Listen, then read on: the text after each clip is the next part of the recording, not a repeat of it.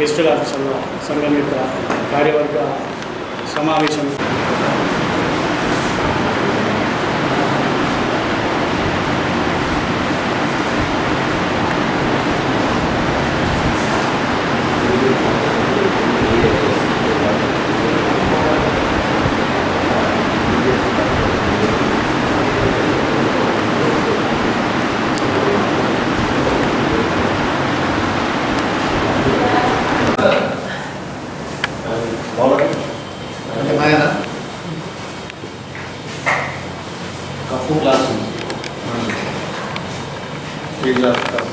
అలాగే TNGO general secretary Amarnath Reddy గారు.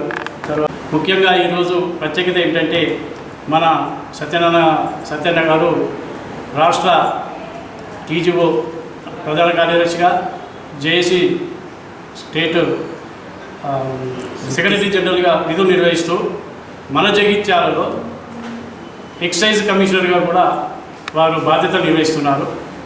వారి ఈరోజు మాకు సమయం ఇవ్వడం చాలా అదృష్టం. ఆ రాకను సందర్భం చేసుకొని ఈరోజు వారి ద్వారా ఒక ప్రెస్ మీట్ నిర్వహించాలని చెప్పి నిర్ణయించి ఈరోజు ఈ కార్యక్రమాన్ని చేపడుతున్నాం.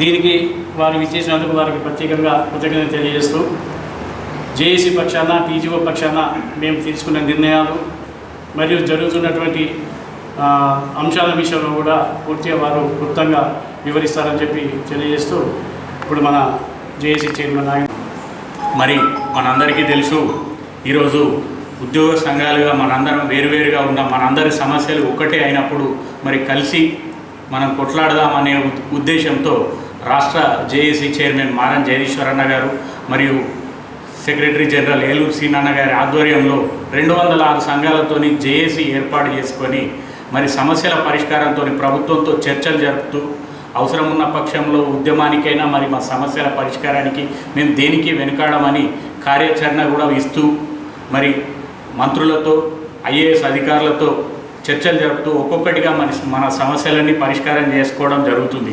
మరి మనందరికీ తెలుసు, మన ప్రధాన సమస్యలైన పెండింగ్ డిఏలు కానీ, పిఆర్సీ కానీ, ముఖ్యంగా పెండింగ్ బిల్లులు, సిపిఎస్ రద్దు, అలాగే ఎంప్లాయీస్ హెల్త్ స్కీమ్ అమలు, ఇట్లాంటి ప్రధాన సమస్యలతోని మరి ఉద్యోగులందరూ కూడా చాలా ఇబ్బందులు ఎదుర్కొంటున్నారు. రిటైర్మెంట్ అయ్యే ఉద్యోగులు కూడా వాళ్ళ యొక్క బెనిఫిట్స్ రాక కూడా చాలా ఇబ్బందులు ఎదుర్కొంటున్నారు. ఇటీవలే మరి మనం అందరం ఒక రాష్ట్ర జేఏసీ ఇచ్చిన పిలుపు మేరకు సెప్టెంబర్ 1వ తారీఖు నాడు కంట్రిబ్యూటరీ పెన్షన్ స్కీమ్ని రద్దు చేసి పాత పెన్షన్ విధానాన్ని అమలు చేయాలని పెద్ద ఎత్తున కూడా మరి మనం ఉద్యమం చేసుకోవడం జరిగింది. ప్రభుత్వం దృష్టికి కూడా తీసుకెళ్లడం జరిగింది. అందుకు తీసుకెళ్లడానికి కూడా ఒక సమావేశం ఏర్పాటు చేశారు. అలాగే డిఏను కూడా మరి అతి త్వరలో దీపావళి కానుకగా ఇప్పిస్తారని మా ఉద్యోగులందరి తరఫున మేము కూడా ఆశిస్తున్నాం. సిపిఎస్ రద్దుకు కూడా కమిటీ వేసి వెంటనే దానికి చర్యలు తీసుకోవాలని మరి జగిత్యాల జిల్లా తరఫున కోరుతున్నాం. ఇతర పెండింగ్ బిల్లులు కానీ, రిటైర్మెంట్ ఉద్యోగులు చాలా ఇబ్బందులు పడుతున్నారు. మరి వాళ్ళు దాచుకున్న పైసలు వాళ్ళకి రావడానికి కూడా చాలా ఇబ్బందులు ఉన్నాయి. ఇవన్నిటి మీద మరి మా జిల్లా తరఫున మా రాష్ట్ర నాయకులు ఏనుగు సత్యనారాయణ అన్న గారిని మరి మా జిల్లా తరఫున పోరాడవలసిందిగా, మరి అక్కడ ఏ విధంగానైతే మంత్రి గారితో కానీ ఐఏఎస్ అధికారులతో వారు చర్చలు జరిపినారు. మరి పూర్తి నమ్మకం వారిపైన ఉన్నది. తదుపరి మా సమస్యల పరిష్కారంలో వారి కార్యాచరణ ఏ విధంగా వెళ్తుందనేది వారు తెలియజేస్తారు. నాకు ఈ అవకాశం ఇచ్చిన టీజీఓ జగిత్యాల జిల్లా సంఘానికి ధన్యవాదాలు తెలియజేస్తున్నాను. ఈ సమావేశంలో కొన్ని నిర్ణయాలు తీసుకోవడం జరిగింది. గత వారం టీజీఓ రాష్ట్ర కార్యవర్గ సమావేశము మెదక్ జిల్లా ఏడుపాయలో జరిగింది. దాంట్లో పలు తీర్మానాలు చేయడం జరిగింది. ముఖ్యంగా వీటినే పునరుద్ఘాటనిస్తూ ఇవాళ ఎంప్లాయీస్ ఎదుర్కొంటున్న సమస్యలు ఏవైతే ఉన్నాయో అవన్నిటి కూడా త్వరలోనే రాష్ట్ర ప్రభుత్వం పరిష్కారం చూపాలని తీర్మానించింది జరిగింది. ముఖ్యంగా పిఆర్సీ ఆల్రెడీ 2 సంవత్సరాలు జరిగిపోయింది. మరి ఎప్పటి నుంచో మాకు పిఆర్సీలో అన్యాయమే జరుగుతుంది. చాలా కోల్పోయాం. ఇప్పటికైనా ఈ పిఆర్సీలోనైనా ఖచ్చితంగా తొందరగా పిఆర్సీ రిపోర్ట్ తెప్పించుకోవాలి. నిన్ననే పేపర్లో చూసినాం, మనం జియో చూసినాం, ఎక్స్టెన్షన్ చేయడం జరిగింది. కానీ అట్లా ఎక్స్టెన్షన్ పొడిగిస్తూ పోకుండా ఖచ్చితంగా పిఆర్సీ రిపోర్టు తెచ్చుకొని పిఆర్సీని న్యాయమైన పద్ధతిలో మేము హోల్సేల్ ప్రైస్ ఇండెక్స్ ప్రకారం జేఏసీ తరఫున 51% ఇవ్వాలని కోరడం జరిగింది. 51% పిఆర్సీ మేము జస్టిఫై చేసి ఇవ్వడం జరిగింది. దాన్ని ఖచ్చితంగా పిఆర్సీని అన్ని ఉద్యోగులకు అప్లై చేయాలని మేము ప్రభుత్వాన్ని కోరుతున్నాం. ఇంకోటి పెండింగ్ బిల్లులు చాలా ఉన్నాయి. మంత్రుల సమావేశంలో ముఖ్యమంత్రి గారి ఆదేశాల మేరకు మంత్రుల సమావేశం ఏర్పాటు చేయడం జరిగింది. ఆ మంత్రుల సమావేశంలో భట్టి విక్రమార్క గారు ఆర్థిక శాఖ మంత్రులు మాకు మాట ఇవ్వడం జరిగింది. ప్రతి నెల 700 కోట్లకు తగ్గకుండా మేము కొడతామని చెప్పడం జరిగింది. 700 కోట్లకు తగ్గకుండా ఒక 2 నెలలు మాత్రం ఖచ్చితంగా అవి కొట్టినాం. మరి 3వ నెల నుంచి కొంచెం తత్సారం జరుగుతుంది. ఖచ్చితంగా 700 కోట్లు ప్రతి నెల కొట్టాలి. ఒకవేళ కొట్టినట్టయితే ఆర్థిక శాఖ వారు ఇక మేము ఇవి కొట్టినాం, ఈ 700 కోట్లు కొట్టినాం ఈ నెల అనేది ఖచ్చితంగా ఉద్యోగ వర్గానికి తెలియజేయవలసిన అవసరం ఉంది. అట్లనే ఈహెచ్ఎస్, ఇది ఎన్నో ఏళ్ళ నుంచి మేము కొట్లాడుతున్నాం ఈహెచ్ఎస్ గురించి. గత ప్రభుత్వంలో ఆగమాగం ఒక జీవో తీసుకొచ్చింది. ఆ జీవో అసలు అమలుకు నోచుకోలేదు. వెంటనే ఎలక్షన్లు వచ్చినాయి, తర్వాత కొత్త ప్రభుత్వం ఏర్పాటైంది. మరి ఇప్పటికైనా మన ప్రభుత్వం ఏదైతే మంత్రుల కమిటీలో ఆమోదయోగ్యం తెలపడం జరిగింది, ఖచ్చితంగా మేము మీకు ఎంప్లాయీస్కు అట్లాగే ఎంప్లాయీస్ అందరికీ కూడా ఈహెచ్ఎస్ను వర్తించేటట్లు చేస్తాము. అయితే భాగస్వామ్యం అంటే మాది కాంట్రిబ్యూషన్ ఎంత ఉంటుందో గవర్నమెంట్ కూడా అంతే కాంట్రిబ్యూషన్ చేయాలి.